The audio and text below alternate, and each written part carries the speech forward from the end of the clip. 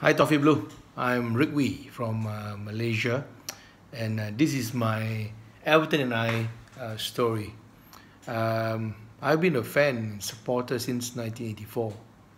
I think those goals by Graham Sharp and Andy Gray in that FA Cup final against Watford was a significant moment towards building my loyalty towards Everton. Of course, in the 80s and 90s, it was quite hard to follow Everton. We don't get much football games on TV. So I had to buy magazines like a Shoot magazine, any other magazines to keep tab on Everton. But in the 90s, we had the access to cable TV, and particularly the last 5 or 10 years, we've been very fortunate. We get to watch Everton live on TV quite frequently, and with the internet, we get to follow Everton quite quickly, through Facebook, Twitter. Talking about Twitter, which is the interesting story. Back in February 2014, I was at Goodison about to watch Everton play against Crystal Palace. And unfortunately, about half an hour, 45 minutes before the match was called off due to bad weather. The Everton officer had saw a tweet. I put up a tweet that I'll be there. I'm there for the first time after 30 years of following Everton. They saw my tweet, tracked me down at the stadium, took me to meet Roberto Martinez, a really nice guy, very friendly, and he clearly knows the club. And I also got the chance to meet many other good players. It was surreal, totally unexpected.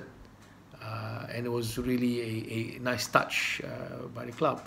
But it wasn't the end. And the next day I was back at Goodison. I was invited to come back to Goodison, and I met Graham Sharp, real classy guy, our legend. He took me around Goodison, and then shared me much stories about the past. And then I had to meet quite a number of journalists from newspapers and television. That was a very long interview, very tiring.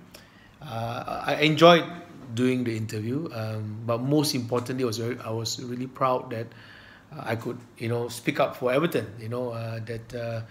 To share with the world what a great club it was, how Everton takes care of its fans. So for me, that was a really special moment. Actually, to be fair, I've been to Goodison before a few times. And unfortunately, whenever I'm in UK, usually for holiday or for work, I'm somehow there during the summer, and Everton is not playing.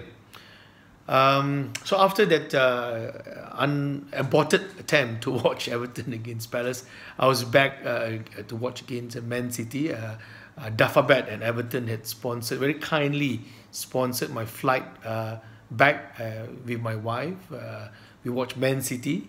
Unfortunately, we lost that match, but it was still a very special moment for both my wife and I. And after that, I've been back a few times. I watched Everton play West Ham in November 2014. We beat them 3-2.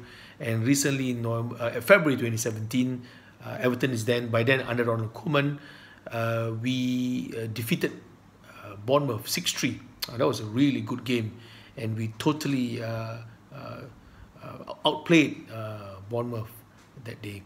I hope to go back to Goodison, especially before they hopefully move to a new stadium. It's a special place, like Goodison. It's the energy, the aura, the intensity of the supporters during the game. You can't replicate that, and it's very addictive. You always want to be back there. So I really envy our supporters who have access and opportunity to go to Goodison frequently. We, especially supporters in Southeast Asia, we are thousands of miles away, and we can only plan a trip and only watch one trip. And of course, sometimes you have to be, if you're unlucky, the match may be postponed. But I look forward to go back. As for our club, we've gone through some really topsy-turvy last few seasons. I hope under Marco Silva we are able to get some consistency, and Marco build some sort of traction, and we are able to build on with what we have. And I really hope we start winning again. Be a top club again. Yeah. Hopefully we can be in top 4, and of course I'm a bit ambitious, and hopefully one day we'll be in the Premier League. Right? Come on, you Blues. Thank you very much. Bye.